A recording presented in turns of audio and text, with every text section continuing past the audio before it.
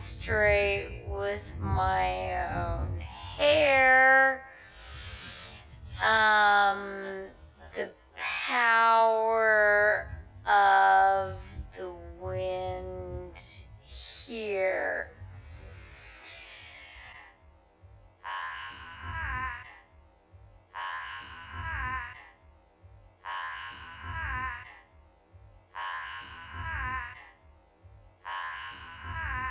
I really can't emphasize too much.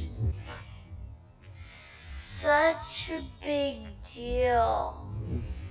And I'm, frankly, very moved and very proud to be able to be here and talk to the people making it happen and to see what you're doing and to learn from you the things that we as a government need to keep on doing to really make this happen, to help you get to the next stage. And what I have heard from them, what I hear from members of our Newfoundland and Labrador caucus is that the price of fuel, the price of gas, the price of heating oil is a real challenge here. And this is a challenging time for a lot of Canadians. The cost of living is challenging, and when you have gas prices and home heating oil added to that, that can make things really tough. And Ken and I had a good conversation about that.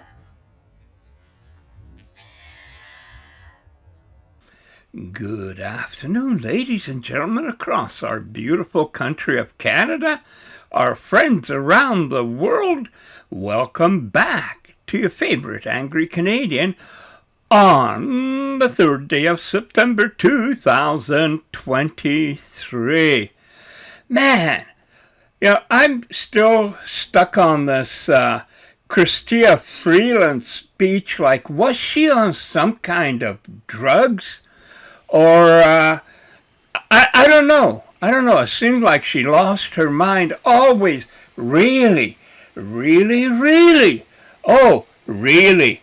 I have no idea how many times she said that in her speech, sounding very much like Kamala Harris from the United States. Biden, he's your leader? Oh, yeah. Elected fair and square. Well, elected anyway. And these are your flags back here? Oh, no, this is our nation's flag, and this is the Philippines flag. We didn't know what kind of flag you used on your planet. And how did you get your position again? Oh, I'm trans. Our administration picks everybody based on intersectionality. Oh, I got my job because I was the best qualified, but I suppose every civilization has its customs. Here he comes. Mr. President? The relationship between the United States and the Philippines, to state the obvious, has very deep roots. We've had some rocky times, but the fact is it's a critical relationship from our perspective. Thank you, Mr. President. My name is General Florg. I come as the leader of an advanced scouting party from the planet Algonian 5. I'm happy to overlook the little misunderstanding where you shot down some of our balloon-shaped entry vehicles, though we did notice that it took multiple missiles to bring them down. Just saying. Let me start off with two words. Made in America. Earth must use a different system of mathematics. I want to learn about your planet and your great nation. Please, what can you tell me about America? America is a nation that can be defined in a single word. I was going to put I have spent the last 100 revolutions around our star studying all Earth languages, and yet I have never come across this word. What a fascinating etymological discovery. We hold these truths to be self-evident. All men and women created by go. You know the thing. Is this one of those Earth pranks that I've read about? No, this is real. Really? So, I understand you were elected to your position. It is noteworthy that the percentage of women who register to vote and cast a ballot is consistently higher than the percentage of the men who do so. End of quote. Repeat the line. You're just reading from a teleprompter. You're a lying, dog-faced pony soldier. You do me a great honor. Who are these great soldiers you speak of with the faces of dogs and the diminutive but majestic bodies of ponies? Stupid son. Are you really trying to pick a fight with the emissary of an advanced alien race? Are you sure this isn't a prank? You know, we get that a lot. What's it? This is punked. Ashton! Ashton, are you here? you lying dog-faced pony soldier, you. Look, Fat, look, here's the deal. I may have put on a few space pounds on my way to your galaxy, but I find that very hurtful. I'm just really hoping that we can get something done between us that's productive. So the best way to get something done, if it holds near and dear to you that you like to be able to. Anyway. Maybe I should just speak to this Trump person I've heard about. Some people say he's actually the true leader. If you have a problem figuring out whether you're for me or Trump, and you ain't black. Well, no, I ain't. I'm green. Or aquamarine. And what are you talking about? Please, isn't there someone else that I can talk to? Of course. Right away. Huh? Oh, all right. I'll lead an effective strategy to mobilize true international effort to pressure. General Florg, I present to you the true leader of the free world. I have the most loyal people. Did you ever see that? Where I could stand in the middle of Fifth Avenue and shoot somebody and I wouldn't lose any voters, okay? I just remembered. I have a space dentist appointment. Really, must be going.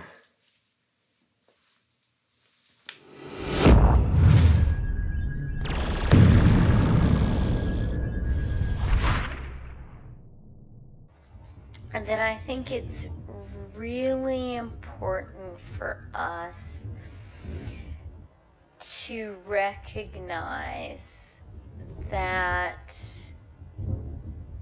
climate change is real. I know we all do.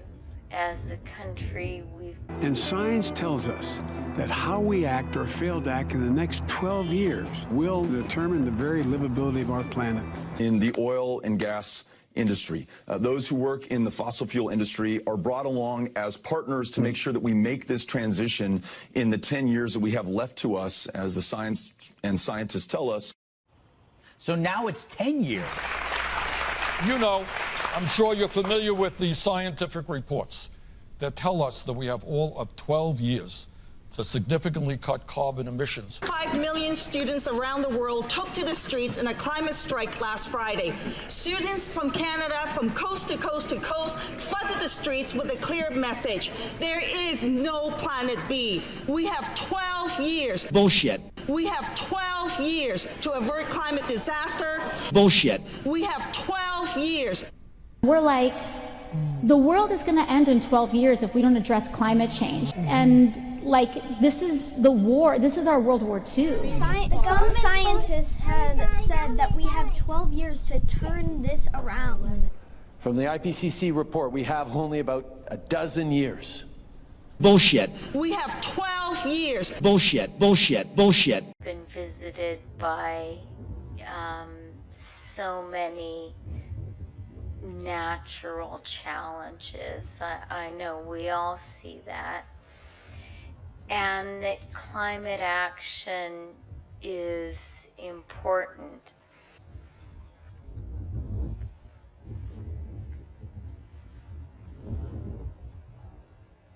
nose lifts? Sure, Eve, that there is a race right now in the world.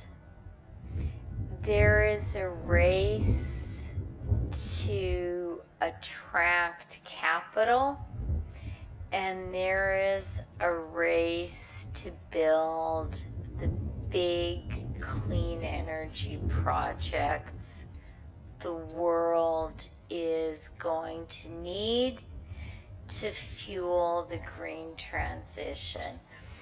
I describe this transition as being comparable to the Industrial Revolution. The World Economic Forum, and if you allow me, I will spend some time to introduce the World Economic Forum, particularly since in some way we are sister organizations. And then, as announced, I will talk more about the fourth industrial revolution, and I will also say some words about what we call now globalization 4.0. Now, the World Economic Forum is based on the deep belief that the big issues and challenges in the world of today cannot be solved by governments alone, by business alone, by civil society alone. We need common efforts. We need collaboration. But when we talk about a stakeholder approach to address those issues, we speak not only about the three stakeholders, governments, international organizations as the first category, business as the second category, and civil society. I think we have also to engage the young generation, because the median age is 27 in our world, and the world is so fast changing. So we have to integrate the knowledge, the expectations, the beliefs of the young generation into today's global decision-making processes. And this is the reason why the World Economic Forum has created, in addition to all its other communities, the community of young global leaders, leaders between 30 and 40 years old, and we have created what we call the Global Shapers community. This is a community of potential leaders. Some are already leaders, between 20 and 30 years old. And we have such a community today in over 400 cities in the world. And I'm very proud that we have one here in Chicago, which, by the way, is very active. And I would like to welcome particularly the Global Shapers here. Please raise your hands so that you are recognized. Excellent. In addition, we feel when we talk about the world of tomorrow and when we shape, as we say in the forum, the world of tomorrow, through multi-stakeholder dialogue, we have to integrate in a world which is so much dominated by fake news. We have to integrate the voice of the truth, which means academia, science, and I'm also proud that the World Economic Forum has a relationship with the University of Chicago. Actually, we have a community of 30 universities around the world working very closely with us and being engaged into our different activities.